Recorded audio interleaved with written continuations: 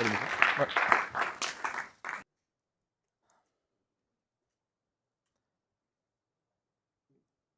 J'ai jamais autant pris le train que ces 4 dernières années. C'est bizarre, je croyais connaître mon pays et j'ai l'impression que chaque semaine, je le découvre. La semaine dernière, j'étais à Rennes, la semaine prochaine, je serai à Bordeaux, puis à Lille. À force de voyager, je commence à connaître les rames, les trains, les gares, les lignes. Et pourtant, je fais un truc un peu bizarre. Dès que j'arrive à destination, quelle que soit la ville, je fais toujours la même chose. Je quitte la gare, je prends le métro et j'arrive dans une grande école ou une fac et je pars m'asseoir au premier rang d'un amphithéâtre avec à ma gauche un comédien et à ma droite un avocat.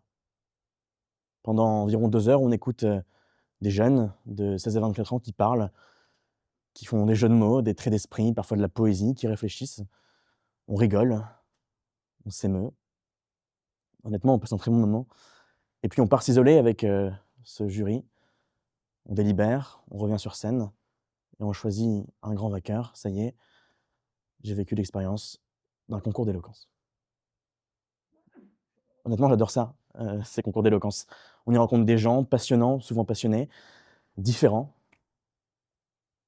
Et pourtant, à chaque fois que je rentre dans le train et que je me penche contre la vitre pour surjouer ce personnage de poète torturé qui me sied bien au teint, comme dans les films, c'est bien. Je peux m'empêcher de penser, de me dire: C'est génial, je passe des bons moments, mais à quoi ça sert ?» Depuis 4 ans, j'ai compté, j'ai participé à 100 événements d'éloquence. J'ai écouté plus de 1000 discours, environ 96 heures de textes. J'ai passé 4 jours entiers à écouter des concours d'éloquence. Alors j'espère que ça a un sens. Sinon j'ai perdu 4 jours, sinon j'ai perdu 4 ans en vérité, et sinon Romain en a perdu 10. J'espère profondément, viscéralement que ça a un sens, et je suis très heureux que Elliot m'ait posé la question, parce que j'ai dû faire une certaine introspection pour y répondre. Je sais quel sens ça a eu pour moi, les concours d'éloquence. Ça a été l'occasion pour moi de vaincre ma timidité, de pouvoir faire des conférences comme celle-là, sans que mes sphincters se relâchent, comme dirait Eric, de pouvoir apprendre à un peu mieux dragouiller, avoir quelques abonnés sur Instagram. Ça m'a permis surtout, c'est peut-être la chose la plus importante, de rencontrer Elliot Nwai, qui ce soir apparemment est un dieu d'une secte vénérée. Tout le monde a été transformé par sa rencontre avec Elliot Nwai, et je dois dire que moi aussi, honnêtement. Ça me fait chier, hein, mais moi aussi. Moi aussi. Donc je sais à quoi ça m'a servi personnellement, c'est vrai.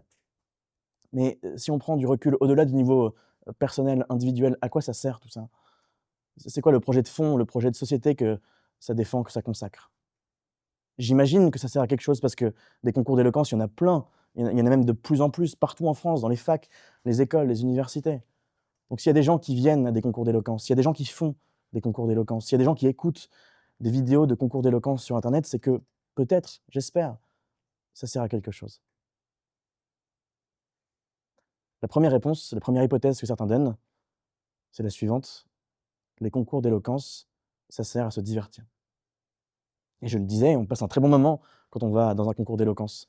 Jurés, spectateurs, candidats. On passe un bon moment comme on passerait un bon moment au théâtre ou au cinéma. On rigole, il y a des jeux de mots, des traits d'esprit, j'ai dit et c'est vrai. C'est un excellent divertissement. D'ailleurs, on parle d'art oratoire, peut-être que c'est ça le but. Juste que ça soit beau. Souvent, c'est beau dans l'humour, dans la poésie. C'est un art, c'est beau, ça suffit.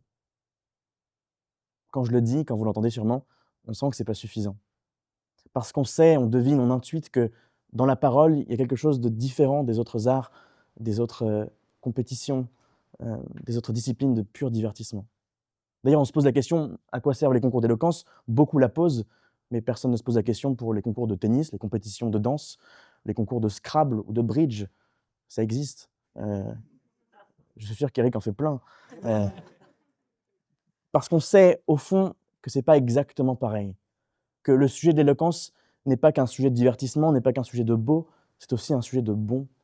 Que l'éloquence n'est pas quelque chose seulement d'esthétique, mais aussi d'éthique. Alors ça ne peut pas être un seul divertissement.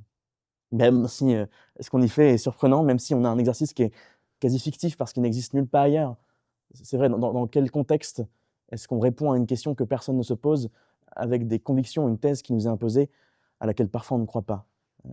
L'orateur, souvent, est un consultant en stratégie. Il répond à des questions inutiles, mais avec beaucoup de conviction. Est-ce qu'il y a des consultants dans la salle? Il y en a toujours, exactement. Je suis passé par là. C'est pas suffisant de dire que c'est du divertissement. Parce que c'est un sujet aussi éthique, alors d'autres font une critique, une remarque, qui est une remarque éthique. Ils disent: «L'éloquence est un divertissement bourgeois». Et dès lors, l'enjeu d'un concours d'éloquence n'est pas de divertir, c'est de reproduire des codes, ceux d'une élite. Et je dois dire que je suis un extrêmement bon représentant de cette élite des concours d'éloquence.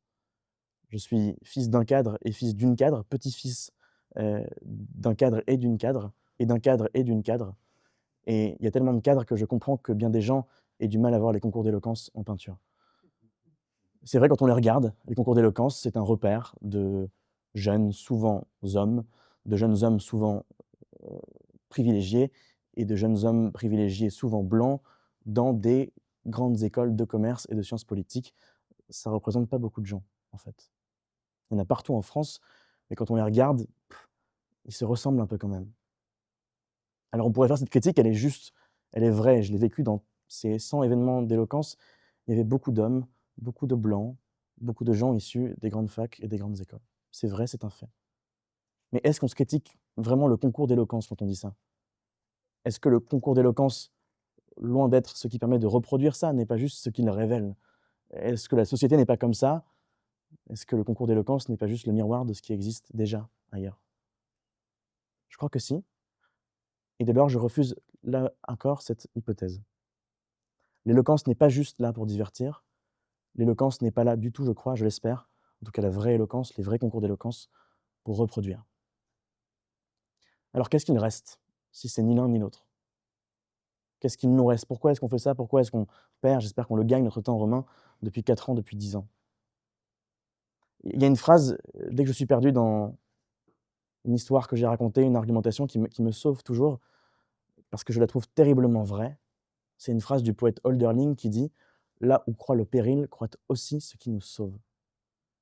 Et je crois qu'elle est parfaitement vraie dans le cas des concours d'éloquence. Le péril du divertissement d'abord. On dit: «Le concours d'éloquence est un exercice fictif, on raconte des histoires, on défend une thèse à laquelle soi-même on ne croit pas», mais justement, est-ce que ce n'est pas précisément parce qu'on ne croit pas à ce qu'on défend, qu'on est obligé de se mettre à la place de l'autre? Qu'on est obligé de se dire: «Tiens, si je devais penser comme lui, comme elle, comment est-ce que je le ferais sincèrement?» Les concours d'éloquence sont un espace bourgeois, élitiste, mais est-ce que justement c'est pas le seul lieu où des gens qui ne viennent pas de milieu bourgeois élitiste ont la chance de parler? Quand ils n'ont pas accès aux sphères de pouvoir, est-ce que c'est pas justement dans un concours d'éloquence, n'importe où en France, que quelqu'un, indépendamment, de là où il vient, peut avoir une occasion de parler? Même si c'est vrai, il y a un enjeu de bagage social, culturel, peut-être que ce sera plus dur pour elle, pour lui d'aller loin, mais au moins il aura la chance de parler. Là où croît le péril, croît aussi ce qui nous sauve. Le concours d'éloquence est un révélateur de beaucoup de choses. Et alors dans mon train, je me dis: «Peut-être que le concours d'éloquence sert à apprendre toutes ces choses-là qu'il révèle». Mais dans ce cas, pourquoi faire des concours? Pourquoi ne pas juste aller à la fabrique des orateurs? Pourquoi vouloir mettre les gens en compétition les uns contre les autres, si l'enjeu est juste d'apprendre? Pour une raison d'abord qui est que la compétition permet de donner le meilleur de soi, de se dépasser, et ça je le crois profondément, c'est vrai dans le sport, c'est vrai ailleurs. Et puis aussi parce que tous les concours ne se ressemblent pas. Et là, il faut assumer une forme d'élitisme pour le coup, de dire que tous les concours ne se valent pas.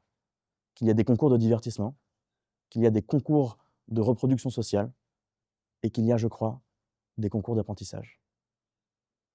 Avec Elliott, il y a 2 ans, on a voulu créer un de ces concours d'apprentissage. Romain y a participé, il l'a même gagné. Ça s'appelle le Prix national Cyrano. Et au départ, avant même de l'appeler concours, on l'appelait parcours, parce que c'est le cas. Romain, il a traversé 10 épreuves, des épreuves d'improvisation, de poésie, de musique, d'argumentation, de débat, en équipe, seul. Romain, il nous a fait pleurer, je crois qu'il a pleuré aussi, beaucoup de fois en préparant ces épreuves, parce que c'est dur, mais parce que c'est un parcours où les gens progressent. C'est pas juste du divertissement, c'est un peu plus que ça. Et il y a 2 ans, avec Elliott, on a réalisé un film sur ce concours, cette première édition du Prix national Cyrano. Et on a mis ensuite les candidats dans un studio, on leur a demandé: «Ça a servi à quoi, les concours d'éloquence?» Et honnêtement, je crois que leur réponse est meilleure que toutes celles que je pourrais donner ici. Parce que c'était la réponse de Kenza, un peu plus de 30 ans, qui s'est rendue compte, après 3 mois de parcours d'éloquence, que ça faisait 30 ans qu'elle portait un masque, qu'elle n'était pas vraie.